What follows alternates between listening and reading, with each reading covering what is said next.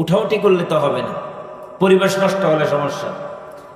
যদি উঠাউটি করেন বুঝবে যে আলোচনা বুঝতেছেন না, তার মানে আমি আলোচনা না করাই ভালো। আমার আলোচনা বুঝতেছেন? বুঝতেছেন ভাই? মাশাআল্লাহ মাশাআল্লাহ। তাহলে ফাঁকা জায়গা বন্ধ করে দেন। তাহলে যে ফাঁকা জায়গাটুকু আছে এগুলি বন্ধ করে নেন। হ্যাঁ, যদি আপনার পেশাব পায়খানার প্রয়োজন হয় আপনি উঠতে পারেন, এটা তো সমস্যা নেই, কিন্তু খামাখাই যদি আপনি উঠে চলে যান এটা আপনার জন্য উচিত হবে না। কোরআনের মাহফিল প্রতিদিন তো আর কোরআন হয় না, এরকম মাহফিল প্রতিদিন হয়? প্রতিদিন হয় না। আপনাদের মনে একটু ক্লান্ত ক্লান্ত ক্লান্ত ভাব চলে আসছে নাকি? সবাই একটু দাঁড়ান, সবাই দাঁড়ান। আর ফাঁকে ডানে বামে তাকাবেন, কেউ যেন না যাইতে পারে। একটা তাকবীর দেন।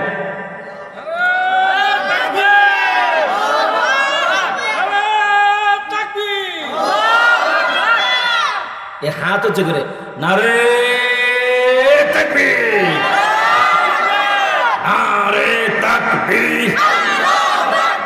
আল কোরআনের আলো, আল হাদিসের আলো, কোরআন হাদিস যেখানে, কোরআন নাই যেখানে, শয়তান আছে সেখানে। কোরআন নাই যেখানে সেখানে থাকে কে? শয়তানই তো থাকে। কথা বলে ঠিক কিনা? ঘুম গেছে? এই এলাকায় আছে না অন্য এলাকায় গেছে? আচ্ছা বসি। মাশাআল্লাহ মাশাআল্লাহ, ঠিক আছে ইনশাআল্লাহ।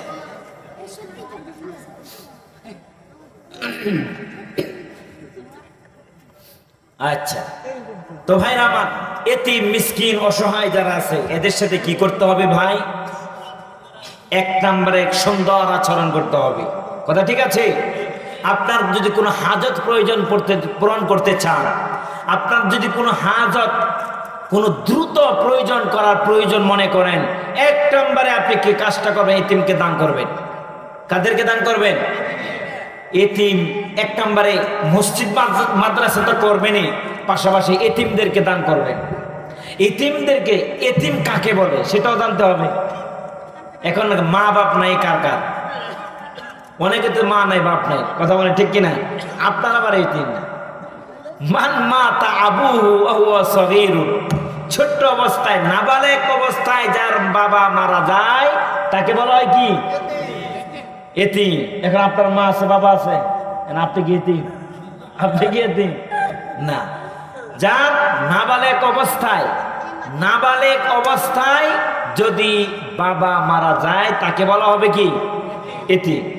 বালেগ হয়ে গেলে তখন সে আর এতিম থাকে না। যদি অসচ্ছল থাকে, অসচ্ছল থাকে, সে গরিব হতে পারে, বাট সে কি এতিম না। এতিম হচ্ছে বালেগ হওয়ার আগ পর্যন্ত।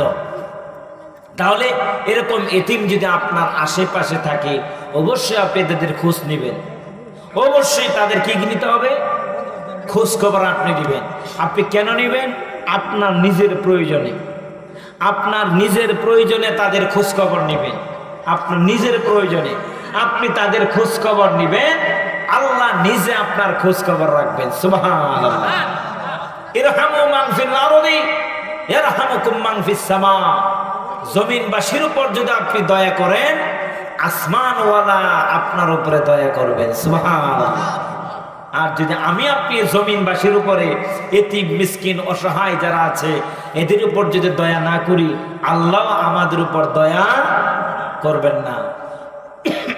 আচ্ছা, এই গেলে এতিম সম্পর্কে। এরপরে আসেন, এই সূরার মধ্যে বলা হয়েছে, এরপর আল্লাহ পাক পরের আয়াতে বললেন ফাওয়াইলুন লিল মুসাল্লিন আল্লাযীনা হুম আন সালাতিহিম সাহুন। এখানে আল্লাহ তাআলা বলছেন নামাজীদের ব্যাপারে। এখন নামাজি বলতে পাক্কা নামাজিদেরটা, এটা হচ্ছে মুনাফিকদের ব্যাপারে বললেন। প্রথমে বলছেন কাদের ব্যাপারে? কাফেরদের চরিত্র। কাফেরদের চরিত্র হচ্ছে কি? আখিরাতকে অস্বীকার করে, দুই নম্বরে এতিমকে গলা ধাক্কা মারে বের করে দেয়।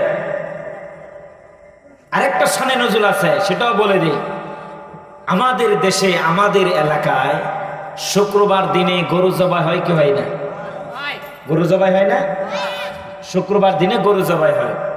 এই গরু জবাইয়ের পরে এতিম মিসকিন অসহায় ব্যক্তিরা তারা হাত পাতে কি পাতে না?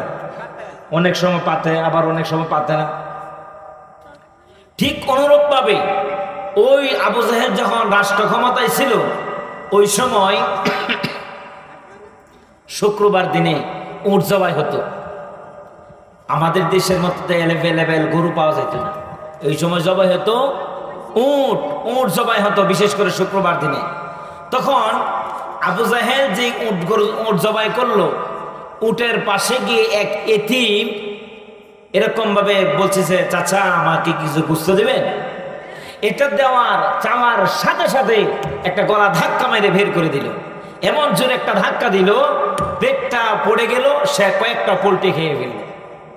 তখনই আল্লাহ তাআলা এটা সহ্য করেন নাই, তখন আল্লাহ তাআলা সূরা নাযিল করে দিলেন, আরাআইতাল্লাযী ইউকাযযিবু বিদ্দীন ফাযালিকাল্লাযী ইয়াদউল ইয়াতীম ওয়া লা ইয়াহুদ্দু আলা তাআমিল মিসকিন। তিনটা আয়াত নাযিল হলো, গেল এটা। এতিম সম্পর্কে আর করব না। এখন আসে নামাজে। ফাওয়াইলুল লিল মুসাল্লিন, আল্লাহ তাআলা বলছেন ফাওয়াইলুন, ওয়াইলুন, ওই সমস্ত নামাজীদের জন্য ধ্বংস। এটা আল্লাহ বলেন না ওই সমস্ত বেনামাজীদের জন্য ধ্বংস, এটা বললেন মুসল্লিন, মুসল্লুন। মুসল্লি এক বছর, বহু বছর কি মুসল্লুন। এখানে বললেন ফাওয়াইলুল লিল মুসাল্লিন, বহু বছর, নামাজীদের জন্য ধ্বংস। এখন কোন সমস্ত নামাজি, এটা তো আমাদেরকে জানতে হবে। কথা বলেন ঠিক কিনা? এই বাবা, এই যে বাবা, কথা বলতে হবে। আপনিও নামাজ পড়েন, আমিও নামাজ পড়ি, আপনিও নামাজ পড়েন, পাশের বাড়ির আব্দুল কুদ্দুস মিয়াও নামাজ পড়ে, আব্দুল জব্বার নামাজ পড়ে, আব্দুল সত্তার নামাজ পড়ে, আপনিও নামাজ পড়েন। কিন্তু দুইজনের নামাজের মধ্যে পার্থক্য আছে না নাই? আছে না নাই? দুইজনের মধ্যে নামাজের পার্থক্য আছে। কেমন পার্থক্য গুণে আছে, একটার পর একটা আমি বলবো, আপনারা ধরবেন। আল্লাহ কেন বললেন ওই সমস্ত নামাজীদের জন্য ধ্বংস? আল্লাহ তো বলতে পারতেন যারা নামাজ পড়ে না তাদের জন্য ধ্বংস। না না, আল্লাহ স্পেশাল ভাবে বললেন ফাওয়াইলুন লিল মুসাল্লিন, ওই সমস্ত নামাজীদের জন্য ধ্বংস। এক নম্বরে কি? আল্লাযীনা হুম আন সালাতিহিম সাহুন, যারা নাকি নামাজ অলসতা করে। নামাজে কি করে? অলসতা করে। আল্লাযীনা হুম ইউরাউন, আর যারা নাকি মানুষকে দেখাবার জন্য নামাজ আদায় করে। এরকম লোক আছে না নাই? মানুষ দেখবে সে নামাজি। অনেক লোক এরকম আছে, রাতের বেলা তাহাজ্জুদ নামাজ পড়ে, সকাল বেলা বলে হুজুর আজকে রাত্রে বেলা এত কষা পড়েছে, এরকম কষা আমি জীবনও দেখি নাই। তখন একজন বলে, কেন আপনি এত রাত্রে উঠলেন? 2-4 রাকাত নামাজ পড়ার জন্য। এরকম লোক আছে না নাই? নফল নামাজ যত গোপন তত সব, ঠিক কিনা? তাহাজ্জুদ নামাজ ইশারা ইঙ্গিতে, ইশারাই হোক ইঙ্গিতে হোক, চলে বলে কৌশলে যে কোনো ভাবে যদি কারো কাছে প্রকাশ করার খুঁতখুঁতি ভাব থাকে, বুঝতে হবে আপনার নামাজ ক্যান্সেল। নামাজ কি এই গোপনে করেছেন কার জন্য? তাহলে এটা আবার মানুষকে প্রকাশ করেন কেন? তাহলে প্রকাশ করলেন তো এটা কি হয়ে গেল? শেষ হয়ে গেল, ক্রস হয়ে গেল। তো ভাইরা আমার, আল্লাহ পাক বলেন ওই সমস্ত নামাজীদের জন্য ধ্বংস যারা নাকি নামাজ অলসতা করে। অনেকগুলি অলসতার অনেক ব্যাখ্যা হতে পারে। সময় মতো নামাজ পড়ে না, সপ্তাহে এক উক্ত নামাজ পড়ে। আমাদের দেশের নামাজে তো কয়েক ধরনের নামাজি আছে। আছে না নাই? কয়েক ধরনের নামাজি আপনারা গণেন।